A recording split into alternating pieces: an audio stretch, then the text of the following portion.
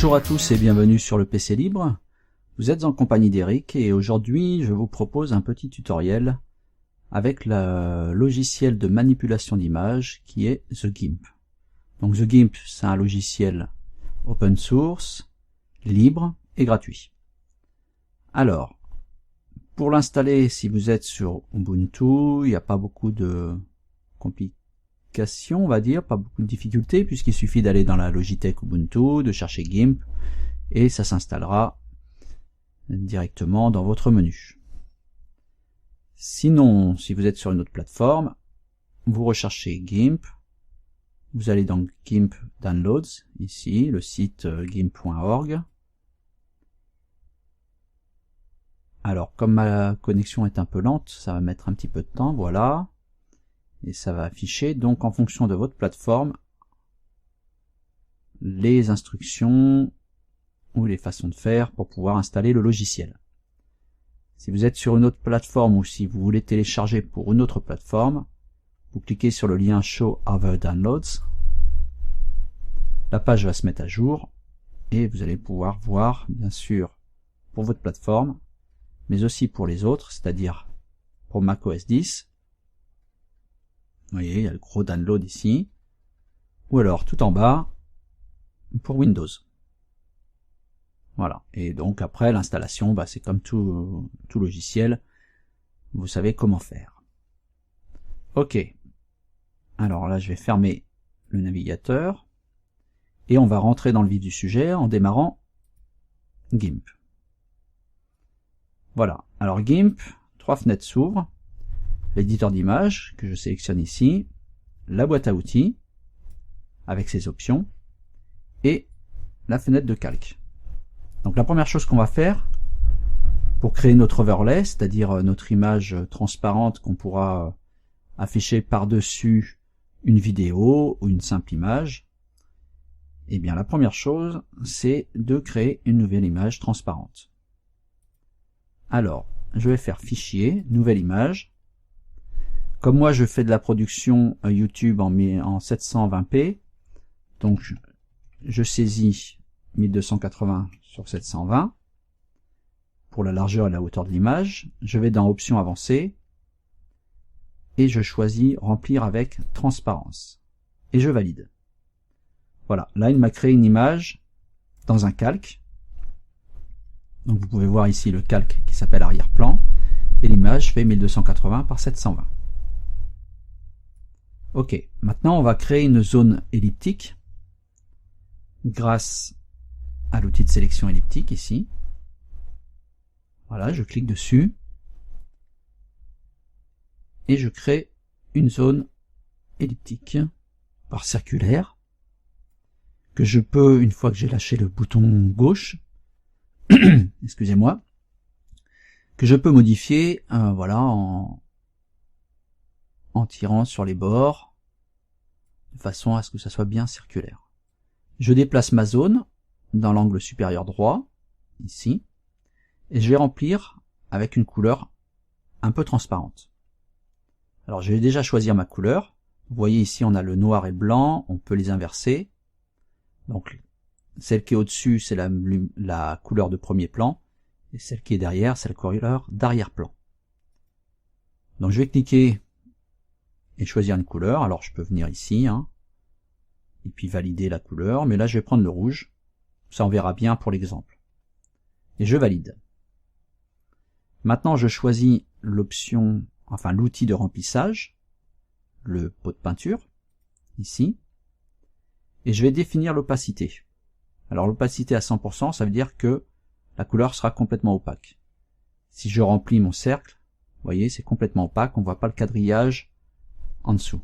J'annule avec CTRL Z, et je vais régler par exemple à 60%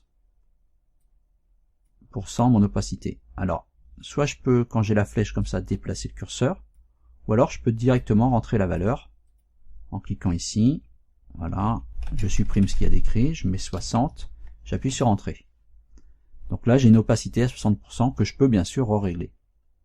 Maintenant je remplis mon cercle, et vous voyez, on a une transparence. Maintenant, on va y ajouter un logo. Donc, je vais chercher mon image de logo. Voilà, ça sera logo 04. Je fais un clic droit dessus, ouvrir avec éditeur d'image GIMP. Et voilà mon image. Je fais un CTRL-C pour copier mon image.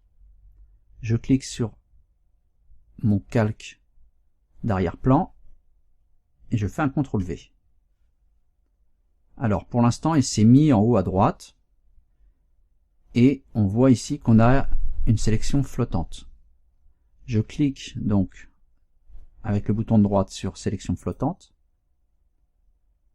et je mets vers nouveau calque.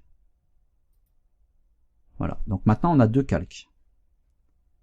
Alors, je peux déplacer celui-ci avec les flèches directionnelles ici. Donc je clique et je peux déplacer mon image. Voilà. Alors le logo il est un peu grand pour aller là, mais d'abord on va enlever la couleur noire, on va changer la couleur bleue et on va réduire pour pouvoir mettre le logo dans notre cercle rouge. Déjà on va sélectionner la couleur noire. Pour ce faire, vous avez ici dans la boîte à outils l'outil de sélection par couleur. Donc je clique et maintenant je clique dans mon image sur le noir. Voilà, tout ce qui est en noir a été sélectionné. J'appuie sur la touche Sup ou Del ou voilà, suppression et ça me retire le noir. Maintenant, je vais remplir le logo en blanc. Donc je vais inverser les deux couleurs ici et je vais prendre mon outil de remplissage. Alors on voit que l'opacité elle est restée à 60. Donc là, on ne veut pas qu'il soit transparent, on veut qu'il soit complètement opaque. Donc je vais modifier de façon que ça soit à 100%. Maintenant, si je peins, que j'essaye de peindre dans les zones bleues, on voit qu'au-dessus de mon petit pot de peinture, il y a un petit panneau d'interdiction. Donc j'aurais beau cliquer dans les zones bleues, ça ne se remplira pas. Par contre, si je vais dans la zone grise, vous voyez, ça se remplit. Et comme c'est pas ce que je veux, j'annule avec CTRL-Z. Donc on a une sélection ici, mais ce qu'on veut, nous, c'est l'inverse, c'est-à-dire pas l'extérieur du logo, mais l'intérieur. Donc comme notre sélection est toujours active, on voit les pointillés autour, je vais dans le menu, sélection, et je fais inverser. Maintenant, c'est l'intérieur de mon logo qui va pouvoir être peint. D'ailleurs, on voit que la petite icône a changé. Vous voyez qu'à l'extérieur, c'est interdit. À l'intérieur, on peut. Donc, je peins l'intérieur en blanc. Voilà, voilà, voilà. J'ai cette sélection active. On voit aussi que le calque copié, il est bien actif. Je vais redimensionner de façon à ce que ça tienne dans le rond rouge. Alors, je vais dans le menu calque, échelle et taille du calque, et là je vais mettre par exemple 100, et je mets à l'échelle. Et vous voyez l'image, elle est réduite. Pour la déplacer, je clique sur l'outil de déplacement dans la barre d'outils ici, je me mets au centre, et je dois pouvoir, théoriquement, si je suis bien sur la couleur blanche, parce que si je me mets forcément sur ce qui est gris, ça ne marchera pas.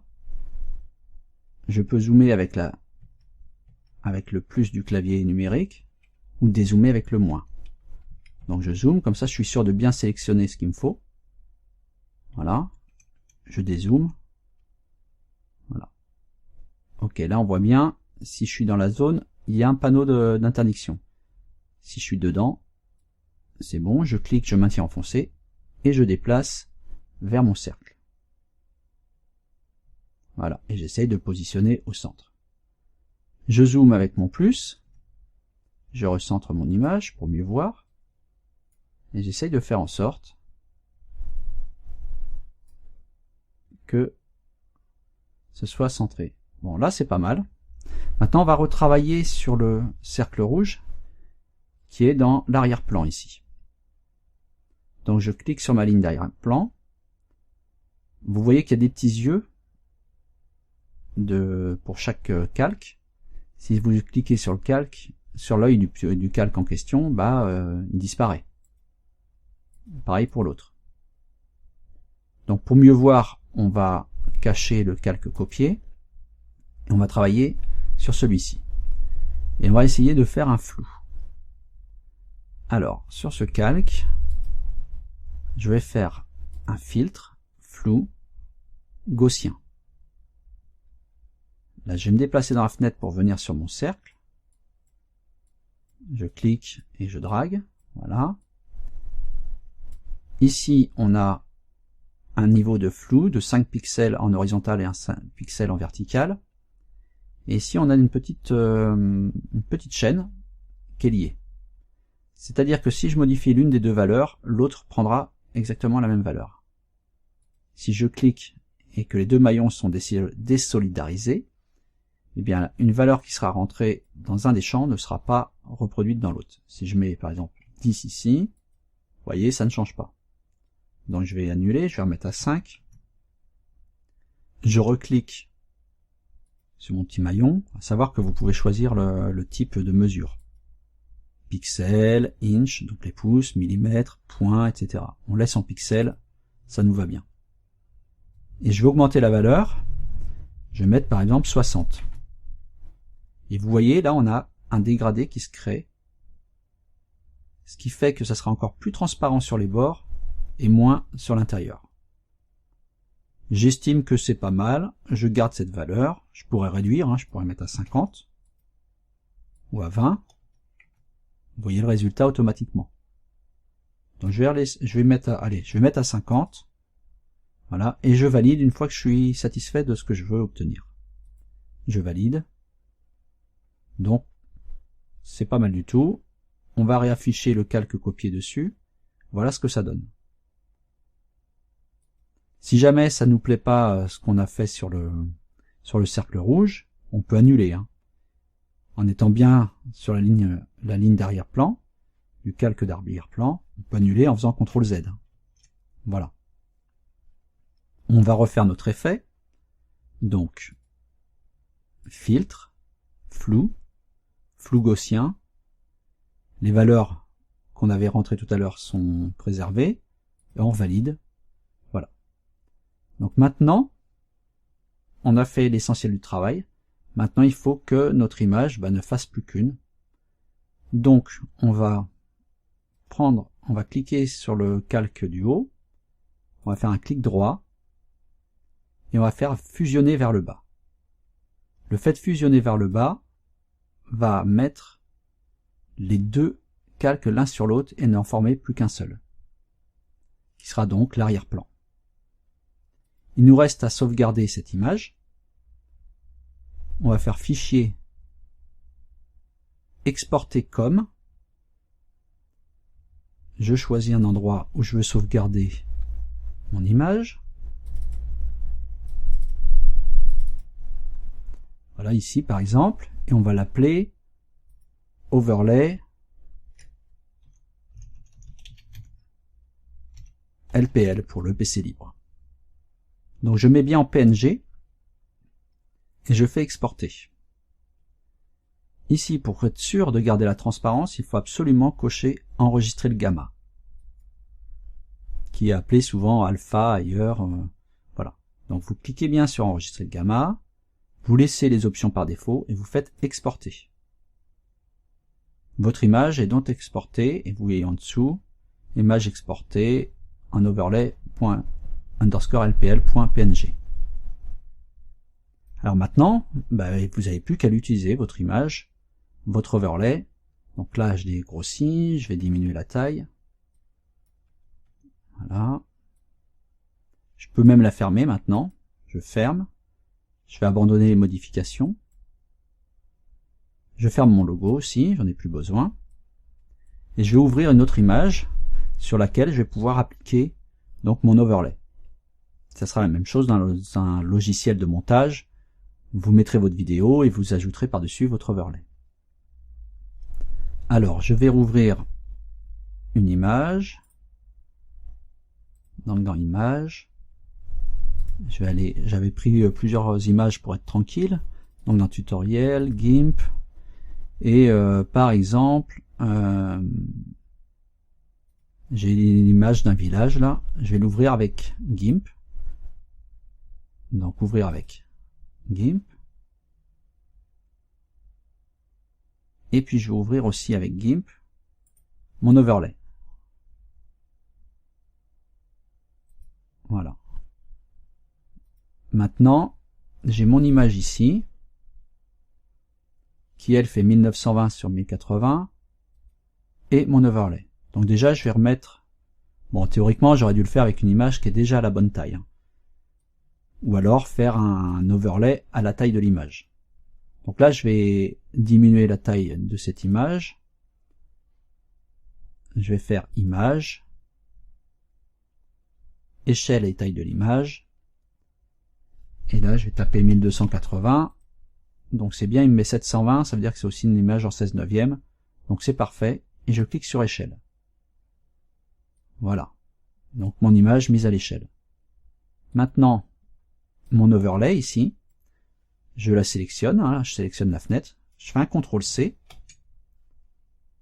pour copier. Je repasse dans mon image de village et je fais un CTRL-V. Et vous voyez, mon overlay est mis dessus. Vous voyez que j'ai une petite encre qui me permet justement de fixer l'overlay. Je clique et voilà ma nouvelle image avec l'overlay. On va zoomer pour voir ce que ça donne exactement. Alors je clique avec le bouton du milieu hein, pour déplacer l'image, c'est pour recentrer. Et voilà, vous voyez, on a un overlay avec un fond rouge transparent et notre logo blanc qui lui n'est pas transparent. On aurait pu faire l'inverse, on aurait pu dire le cercle rouge il est opaque et le fond de notre logo lui est par contre transparent. Voilà. Donc maintenant vous savez comment faire un overlay aussi bien pour illustrer vos images.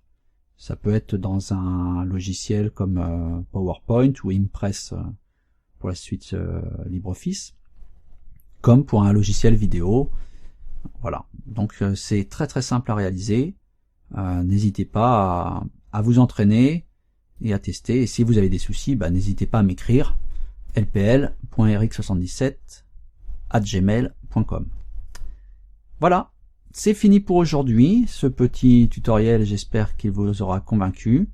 Et je vous dis à très vite pour de nouvelles aventures. Bye bye.